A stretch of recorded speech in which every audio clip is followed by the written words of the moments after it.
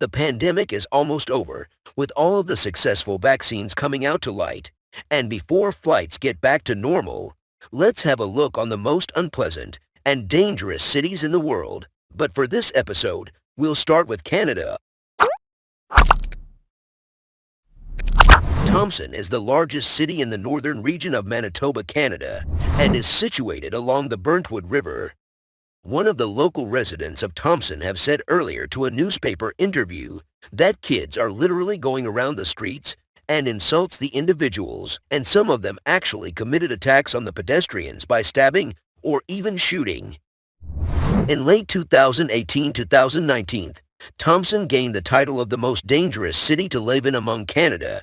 But that doesn't mean that the people of this city aren't good. Actually, they're pretty nice and kind, most of them at least.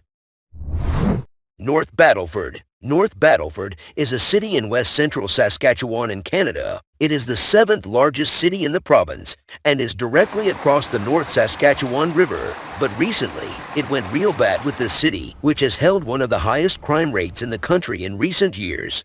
Saw an index score of 437.7, the highest score for the community since 2004. It's a 13.4% increase from 2018. Portage la Prairie. Portage la Prairie is one of the top 3 cities with high crime rates in Canada, given the fact it currently have over 285% increase in total crime rate, with 330% increase in violent crimes and 271% increase in property crimes.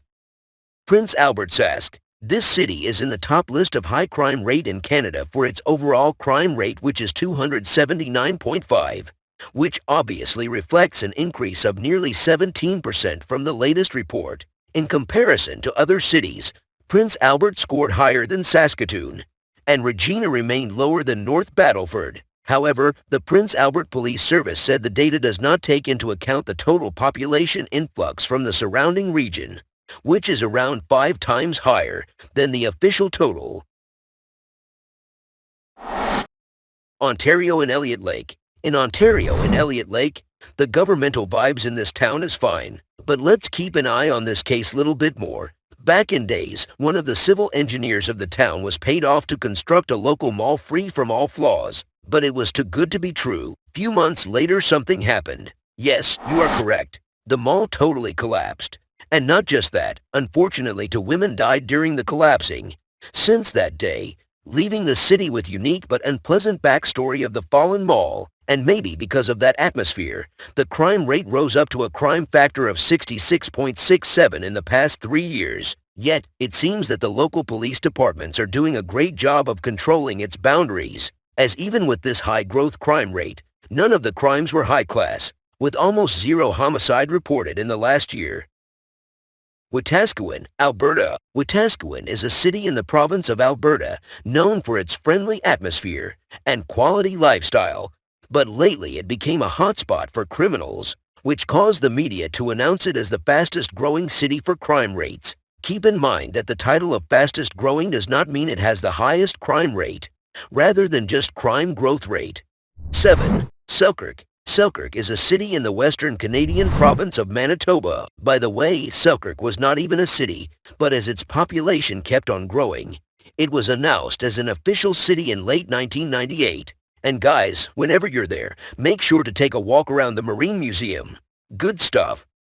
Regarding the crime rate, it has been increasing rapidly for the past 3 years, robbing, murdering, and breaking in, all inclusive in Selkirk.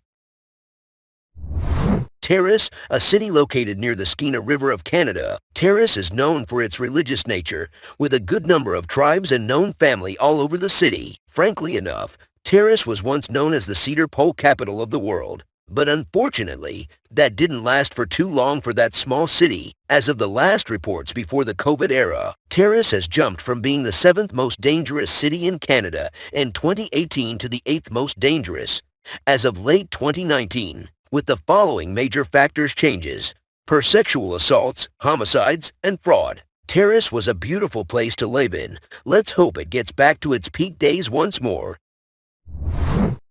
Close on its heels is Williams Lake, which jumped to the ninth place for 2019. Williams Lake is named in honor of Chief William, whose council prevented the Shuswap from joining the Tsilhqot'in in their uprising against the settler population. But let's keep that for another boring day. Williams Lake is known for its high population, which make it the second largest city of the metropolitan area. And if any time you thought of spending the day watching some rodeo show, then I can highly suggest visiting Williams Lake. Other than that, things can get very ugly. Here's why. According to Maclean's Magazine's Annual Crime Severity Index, Williams Lake saw an increase in 2019 from 2018 in drug offenses including impaired driving, cannabis trafficking, cocaine trafficking, and other controlled drug trafficking or production, sexual assaults, and fraud. Yet, Williams Lake has one of the best scouting activities, especially in the Nature Center.